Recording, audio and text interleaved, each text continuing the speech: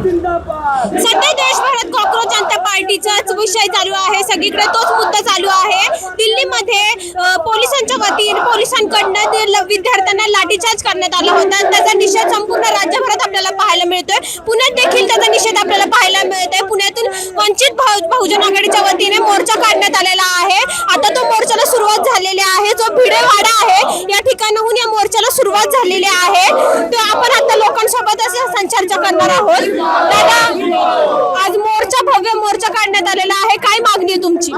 दिल्लीमध्ये प्रोटेस्ट करतात स्टुडंट्स। भारताचं वातावरण इतकं गडबड झालेलं आहे, त्यामध्ये या सरकारला थोडी सुद्धा कीव नाही आपल्या विद्यार्थ्यांची। हे विद्यार्थी उद्याचं फ्युचर आहे। या विद्यार्थ्यांमध्ये उद्याचे डॉक्टर घडणार आहेत, उद्याचे IPS घडणार आहेत, उद्याचे इथले सरकारी अधिकारी घडणार आहेत। पण या विद्यार्थ्यांचं फ्युचर सरकारला नाही आहे। ही बाजू सरकारने शांततेने मिटवायला पाहिजे होती, पण अशी कोणतीही भूमिका सरकारने घेतलेली नाही। उलट दिल्लीमध्ये लाठीचार्ज करून इथलं कायदा सुव्यवस्था राखण्यामध्ये अयशस्वी ठरलेली आहे सरकार। त्यामुळे आम्ही धर्मेंद्र प्रधान नरेंद्र मोदींचाही या ठिकाणी आम्ही राजीनामा मागत आहे, कारण की नरेंद्र मोदी हे देशाचे पंतप्रधान आहेत।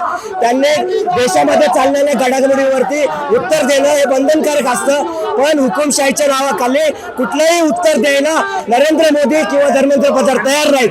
आणि भविष्य उद्या जर काही वेडेवाकडा देशामध्ये घडलं तर भविष्यामध्ये या फक्त विद्यार्थ्यांना आतमध्ये टाकलं जाईल, कुठेही यातल्या मंत्र्यांना खासदारांना त्याचा फरक पडणार नाही।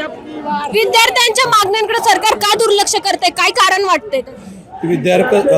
कारण तुम्हाला पण माहिती आहे ॲक्च्युली एवढं दुर्लक्ष करतंय, कारण की ते पेपर जे नीट लोकांचं भविष्य उद्ध्वस्त करायचं काम आज जे सरकार करते, ते सरकारचं फक्त एवढंच आहे की बाबा लोकांना काय, विद्यार्थ्यांना काय प्रकारे त्रास द्यायचा। आज तुम्ही बघत आहे दिल्लीमध्ये ज्या प्रकारचं यांची तानाशाही चालू आहे, ते हे फक्त आणि फक्त तिथं राजकारण करण्याचा प्रयत्न करतात। पण विद्यार्थी ते म्हणतात आजचे दिन आएंगे, आजचे दिन हे दाखवलेत आम्हाला।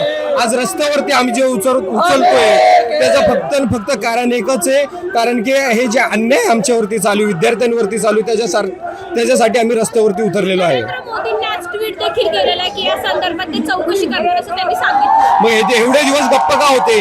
आज रस्त्यावरती उतरल्यानंतर त्यांना असं ट्विट करायला लागतंय। आज त्यांनी जे बघितलंय भारताचं वातावरण, पूर्ण रस्त्यावरती लोक उतरल्यात, स्टुडंट उतरले, त्यांचे स्टुडंटचे पालकं उतरले, ते नागरिक उतरले, तेव्हा त्यांना दिसतंय का बाबा आज मला ट्विट करायची बारी आली। आज तुम्ही स्वतः बघा, एखादा एक छोटी गोष्ट त्यांच्यापाशी पूर्ण प्रशासन त्यांच्या ताब्यात असून त्यांना एक त्याची चौकशी नीट करता येत नाही, म्हणजे आता तुम्हाला पण माहिती आहे आणि अख्ख्या देशाला दिसून येते हे पेपर लीक कोण करतंय, कशामुळे करते हे पूर्ण देशाला दिसून येते। त्याच्यामुळे आज त्यांना ट्विट करायची बारी फक्त एकच आलेली आहे का त्यांना दाखवायचं का आम्ही सर्वजण चौकशी करतोय आणि कुठंतरी हे स्टुडंटला शांत करायचं त्यांचा एक डिसिजन आहे।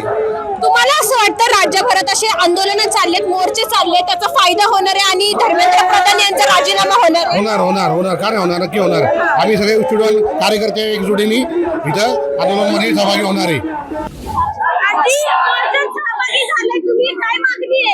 मागणी आहे राजीनामा पाहिजे त्यांचा आणि विद्यार्थी लोकांना न्याय पाहिजे। काय वाटतं सरकार का दुर्लक्ष करतंय? सरकारला नोटाची धुंदी डोळ्यावर आहे त्याच्या, म्हणून तो नोटा मागे पळतो आणि गरीबचं नुकसान करतो। नरेंद्र मोदींनी आज ट्विट केलंय की ह्या पेपर लीक मध्ये जे दोषी आहेत त्यांच्यावर कारवाई करणार। अरे कधी निम्मे माणसं मेल्यावर करतो का कारवाई? काय वाटतं यासाठी कोण दोषी आहे? तोच दोषी आहे। त्यांनी करायची असली कारवाई तर त्यांनी अगोदरच केली असते, एवढं झालंच नसतं ना। त्यांनी अगोदर करायला पाहिजे। 20 लेकरं मेली त्याचं काय? 20 लेकरं मेले त्याचं काय? एवढं लेकरांना त्या मारहाण केलं तिथं, त्याचं काय? एकंदरीतच आपण पाहू शकतो, आता आपण श्रीमंत दगडूशेठ मंदिराच्या जवळ आलो आणि या ठिकाणी आपण पाहू शकतो वंचित बहुजन आघाडीच्या वतीने भव्य असं मोर्चाला सुरुवात झालेली आहे आणि वेगवेगळे पोस्टरच्या माध्यमातून नरेंद्र मोदी असू दे, धर्मेंद्र प्रधान असू दे यांचा राजीनामा मागण्याची मागणी या ठिकाणी मोठ्या संख्येने होत आहे। पुण्याहून मी पूजा मालुसरे, न्यूज अँकर।